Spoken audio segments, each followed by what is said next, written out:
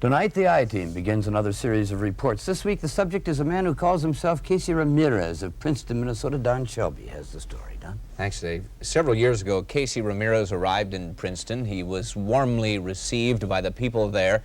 In return, Casey has done a lot for Princeton. He spent a lot of money. Casey claims he's worth $750 million, right up there with the Rockefellers. Yet no one seems to know much about him, and that's exactly the way Casey wants it.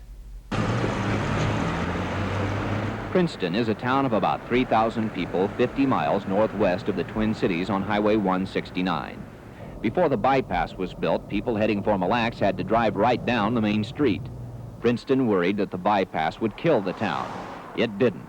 Princeton is thriving, and some of the credit for that is given to Casey Ramierz and his millions. Ramierz is a pilot, loves planes and airports. 2 years ago, when Princeton's airport was at the point of financial collapse, Casey stepped in to help. He bought some airport property the city had been trying to unload, paid $92,000 for it. That's more than the city's administrator thought it was worth. The city, in turn, made Casey Ramierz an airport commissioner. He sank $500,000 in the Princeton airport. He paid for new airport taxiways and an extension of the runway so that jets could land there. Casey flew in palm trees from Florida to decorate Princeton City Hall, telling people he'd make Princeton the Miami of the North. He put up $500,000 to build a hockey arena for Princeton's kids. Took nursing home residents out to dinner and flying in his helicopters. No money in the city budget for police cars. Casey to the rescue again. He bought and equipped a pair of rabbits, leasing them to the police department for $1 a year. Recently, he bought 2 more squad cars. Ramierz offered the city a computer system he said was worth $200,000, free. A $5,000 copier, free. And he paid for a massive fly-in for the Rum River Festival last year. By his own estimate, Casey Ramierz has spent $2.5 million on his adopted city. A grateful Princeton accepted the favors and asked few questions about Casey or where the money came from. Pretty much the Princeton Santa Claus is everybody puts him. It's about all he is, you know. But what he does, I have no idea. I know he's in the computer business, in a flying, something to do with airports. Know where he came from? No, I don't. Know what he does for a living? No, I don't. Are you curious? Kinda, but don't ask any questions. For all his flamboyance, Casey shrinks from the camera and from questions about his money. But a year ago, he did grant WCCO's Dave Nimmer and Bob Mannery a rare interview. I come to Princeton here. They didn't care what my name was, who I was. They were basically interested in my integrity. And little by little, this is what it means. It's very touching. I mean, we don't have the problems out here of a lot of other communities or a lot of other countries. And we're very fortunate. So I consider myself to be fortunate to be part of this community. After that interview was broadcast, we received a phone call. The caller said that Casey Ramierz was not what he claimed to be and that we should check it out. Because of Casey's impact on the city of Princeton and his close ties to the government, we decided to investigate. And it didn't take us very long to find some things wrong with the Casey Ramierz story. His name, for one thing. This is Casey in Acapulco earlier this year. A WCCO crew was invited along on the trip. Casey registered at the Princess Hotel under the name of Ramierz. But listen to the name he gave as he arranged for some horseback riding. Mi nombre es Pancho. Sí, Pancho. Sí, yo me llamo Diego. Aquí lo espero. Diego. It was the first of many aliases we came across tracing Casey Ramierz. He first introduced himself in Princeton as Dr. Ramierz. He has also used the names Casey Jackson, Mike Chambers, Dr. Diego, John Key, George King, and Dr. Casey. His real name, Joseph Diego Ramierz, born July 2nd, 1947 in New York City. In the interview with Dave Nimmer a year ago, Ramierz said his enormous wealth was built on his ownership of a patent for an aviation safety device. About 10 years ago, I went to bed with 75 cents in my pocket, and my car was ready to be repossessed. Woke up the next morning and $5 million. Just a call from a stockbroker, and somebody wanted to buy something that I didn't know I owned. And from there, it just kept escalating. He also told us and others that he was a director of Republic Airlines, that he owns a large chunk of Apple computers, that he owns an aviation company in Boca Raton, Florida, and another, Air Centurion, in Phoenix, and that he inherited his wealth from his parents. None of it is true. The I-Team commissioned a patent search. There are no patents registered to Ramirez or any of his aliases. We checked with Republic Airlines. Ramirez is not a director. Republic has never heard of him. A major stockholder in Apple Computers, we checked. Apple has never heard of him. BOCA Aviation says Ramirez is just a pilot, that he does not own the company. Air Centurion was run by a friend of Ramirez. It's now bankrupt. And this is his mother's home in Hialeah, Florida. It's listed as headquarters for Continental Republic Airlines, the company Ramirez most often lists as his source of wealth. He formed the air charter company in 1977. The state of Florida dissolved it less than a year later. We have traced Ramirez's history from New York to Danbury, Connecticut, where he learned to fly, to the Navy, and to Miami, San Diego, and Phoenix. Nowhere was there evidence that Casey Ramirez owns any companies.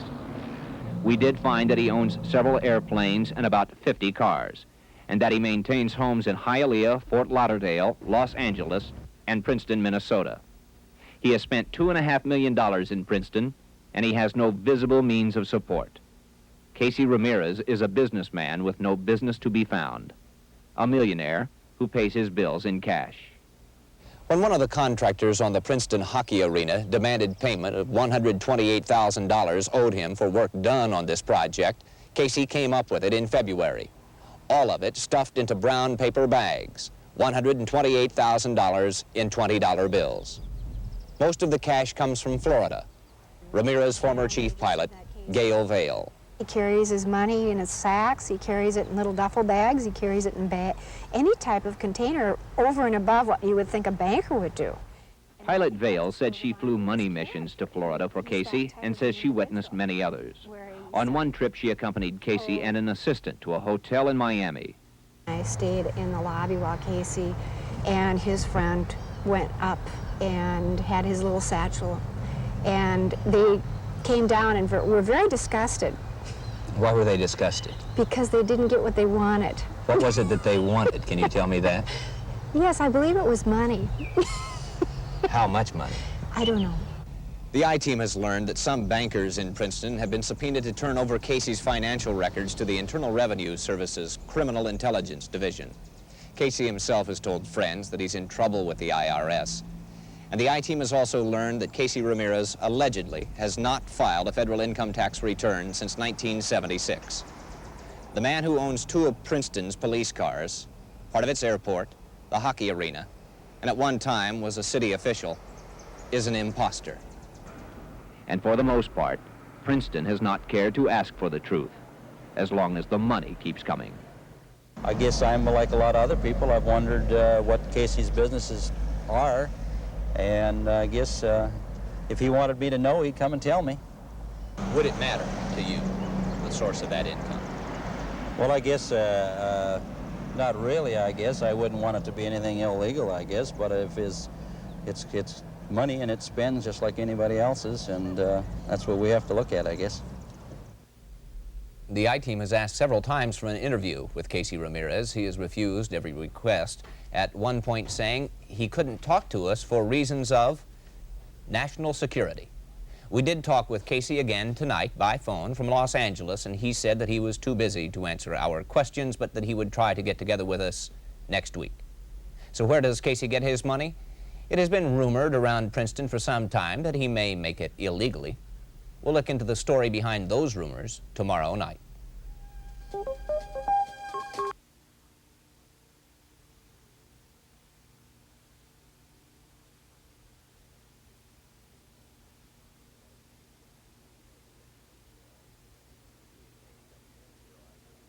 This week, the WCCO I-Team is revealing the results of its investigation into the mysterious Casey Ramirez of Princeton, Minnesota. Don Shelby tonight with part 2. Don? Thanks, Abe. About 5 years, Casey Ramirez scarcely made a ripple in Princeton, but abruptly, in 1980, he surfaced as the town's benefactor. His millions helped save and expand the city's airport, built the kids a hockey arena, bought the police department new squad cars. Grateful city officials accepted the gifts and asked few questions.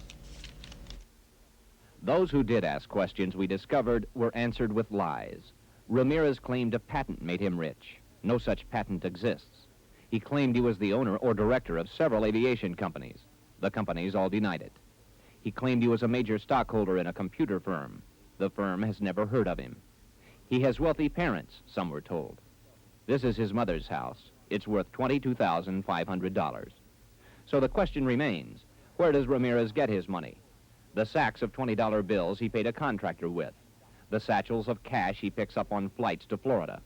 Some Princeton residents suspected from the first that Ramirez might make his money illegally. In this article, printed in the Princeton Union-Eagle, Casey is quoted from a public meeting acknowledging those rumors. Casey said, "Let me clarify some rumors.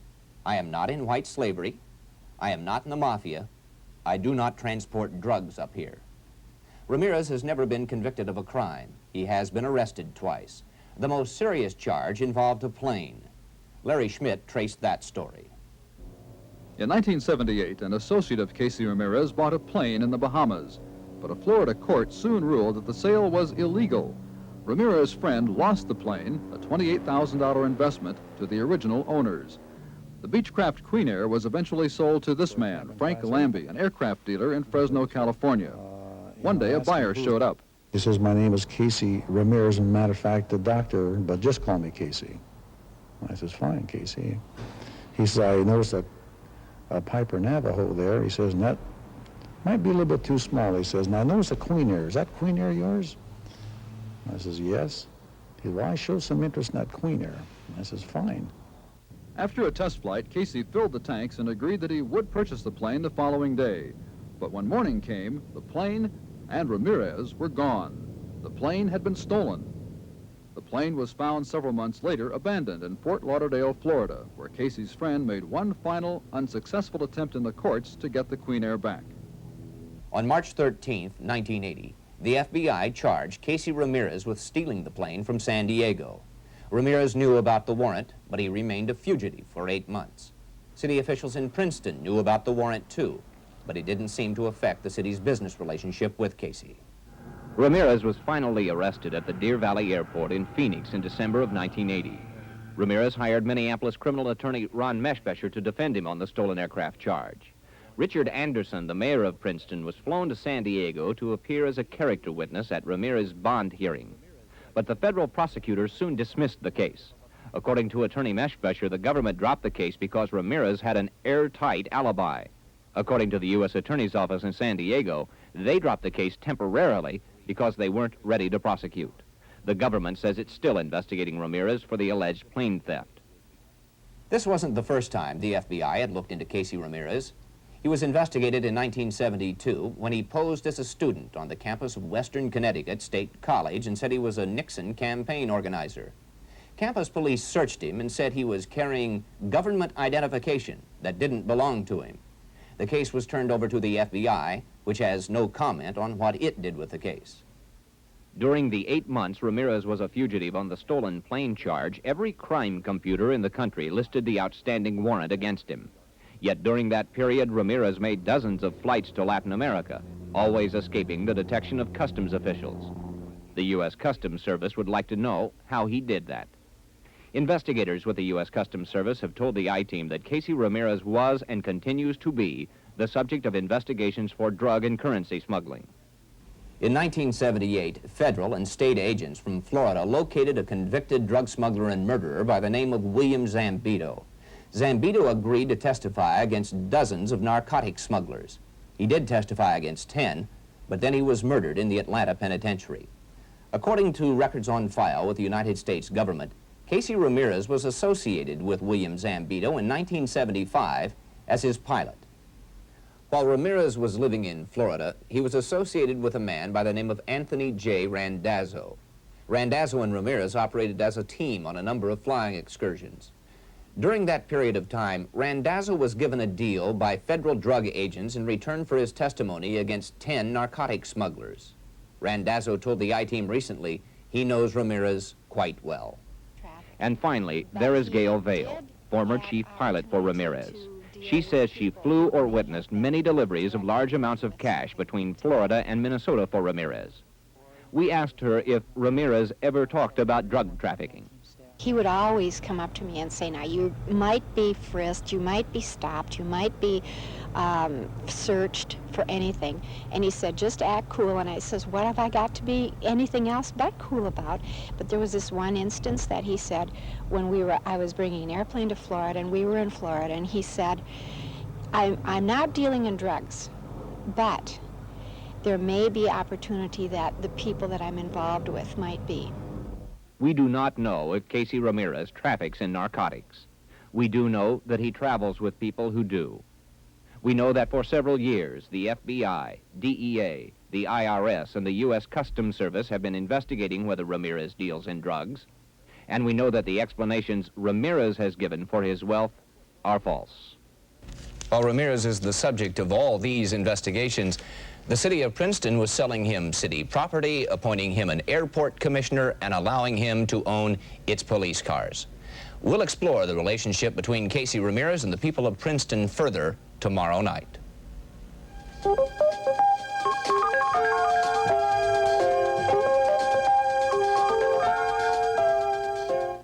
Well, this week, the I-Team is unveiling the results of its investigation of Casey Ramirez, the mysterious benefactor of Princeton, Minnesota.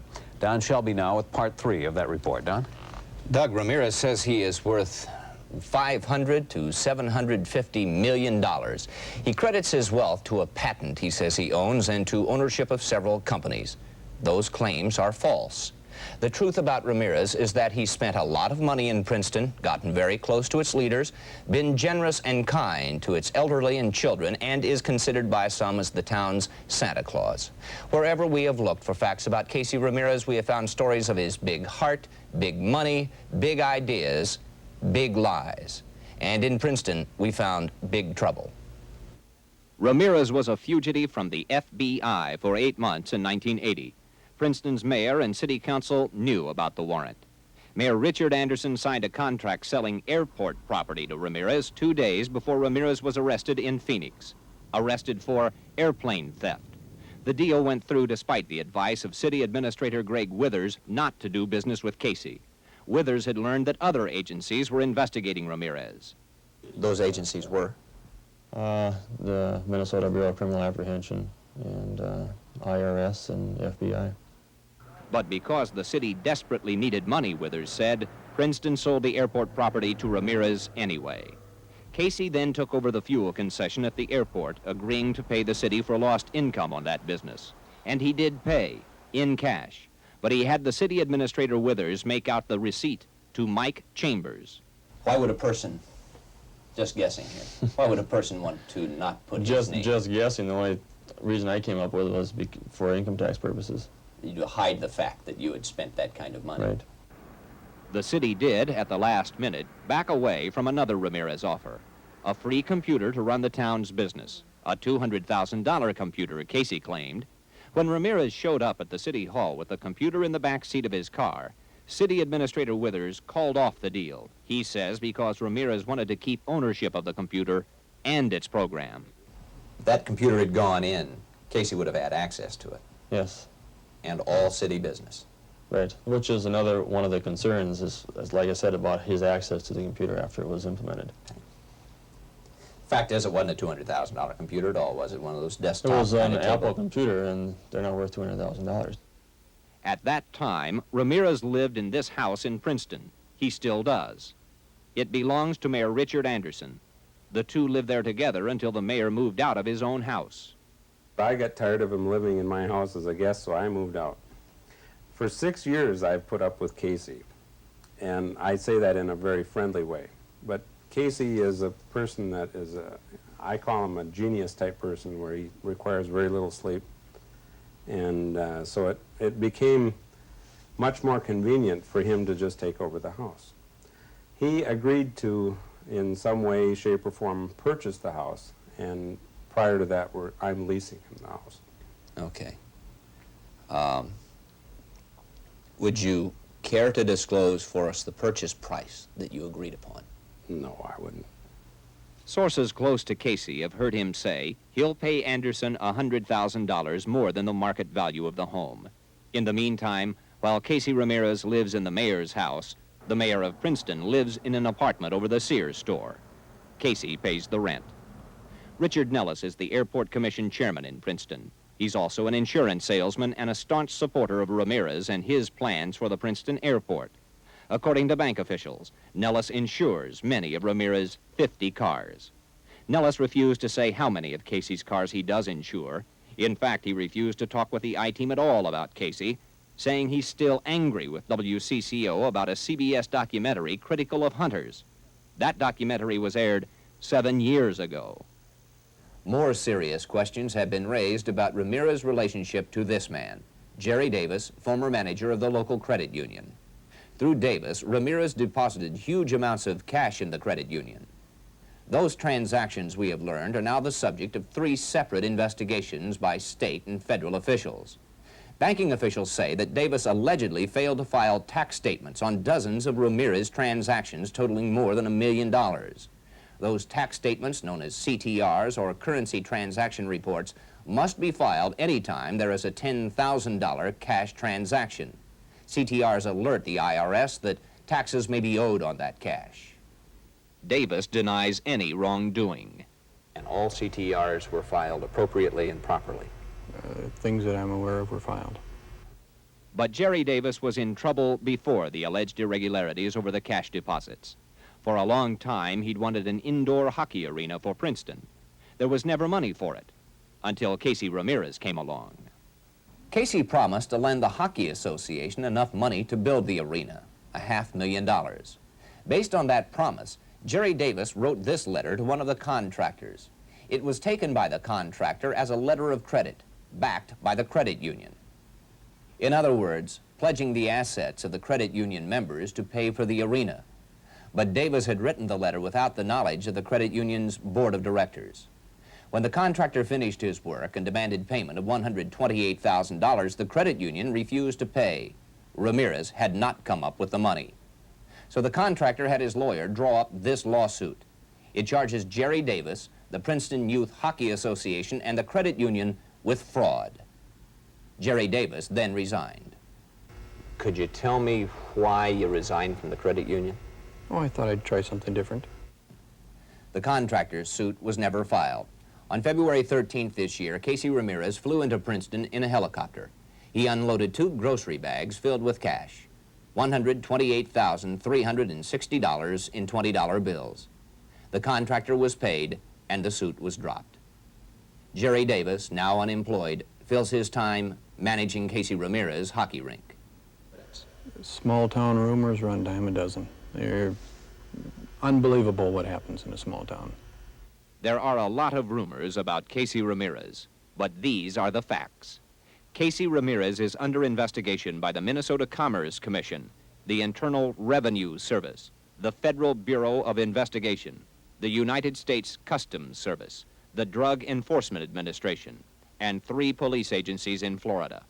While all those investigations are underway, Casey Ramirez owns the Princeton Hockey Arena, controls the airport and its future, owns the police department squad cars, and lives in the mayor's house. Well, a lot of people in Princeton did not accept Casey's gifts. They kept their distance or asked a few questions. Tomorrow night, we'll conclude our story of Casey and Princeton with a look at the difference between those who did ask and those who did not.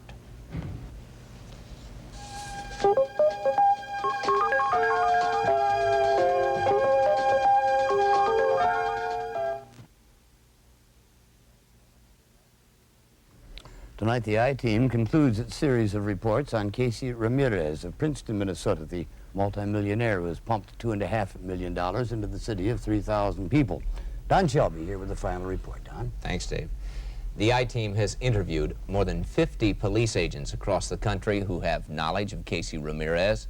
Those officers have investigated Ramirez as a suspected cocaine smuggler. Some even said they used Casey as an informant on some drug cases. Several high-placed sources in the United States Department of Justice told the I-Team that the federal investigation into Ramirez as a cocaine smuggler is one of the most complex ever undertaken on a single individual. A grand jury sitting in Minneapolis will decide whether to indict Casey Ramirez, we are told, by October. Our story about Casey and Princeton is more than a story of one man and one town. In a way, it's a story about people longing to believe in Santa Claus and of competing platitudes. One says, "Don't look a gift horse in the mouth," and the other, "Don't take candy from strangers." Ramirez bought the town's police cars, the hockey arena. He pumped money and life into the airport. He put palm trees on the front lawn of City Hall and called Princeton the Miami of the North.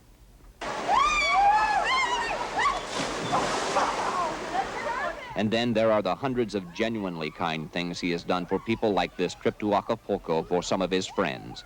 Larry Winter and his wife went along as Casey's guests. They own the local Dairy Queen. City businessmen, city council members, nursing home residents, one after another tell stories of being whisked away on flights by Casey or enjoying other of his kindnesses. Airport Commissioner Linda Schlief and her husband Kurt know how disarming Casey's generosity can be. Kurt's got a grandmother at the nursing home that enjoys the flowers and enjoys the dinners. And she doesn't know him, and she doesn't want to know him either. She's just happy. Princeton's mayor doesn't know him either, even though Casey lived with the mayor for part of his time in Princeton. The mayor moved out to an apartment where Casey now pays the rent. Do you care where his money comes from? Well,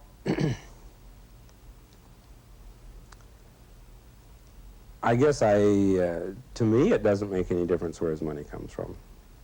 It's where he comes from. In terms of his giving spirit?